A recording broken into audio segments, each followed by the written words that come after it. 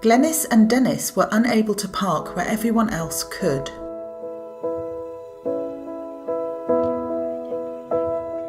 In the centre of Nottingham, it's quite simple. You've got several different ways you can park, but now the council are putting in various areas where there's only one method of parking.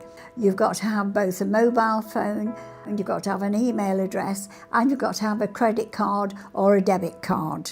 Now, a lot of older people don't have mobile phones, and a lot of older people don't have credit or debit cards. The first time we saw it, it was in the local paper saying that they were going to use this method. And we thought, well, that's crazy. You can't do that, with older people majority not having mobile phones. We thought that was discriminating greatly about older people, for older people. A lot of people can't use public transport. If they're disabled, they can't use public transport. And in lots of areas, there is no public transport. So that would mean that they would be totally isolated. If you've got friends in certain areas, you wouldn't be able to visit them.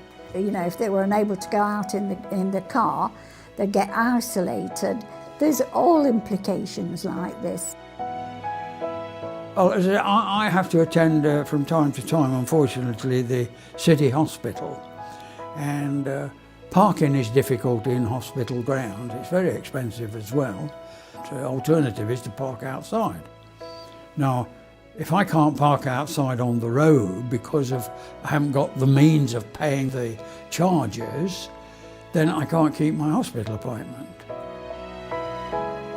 As a council that should be looking after the welfare of all its citizens, it should be part of their assessment to look as to whether they are treating all the citizens equally. We feel that it's vital that if they're not prepared to listen, we have to make a challenge through all the channels we have to go through. Now, on Article 8 of the Human Rights Act, this is where it tells you that, everybody has got to be equal and got to access everything equally. There are lots of ways that people can access human rights that they don't realise, and I think this should be brought to the fore a lot more.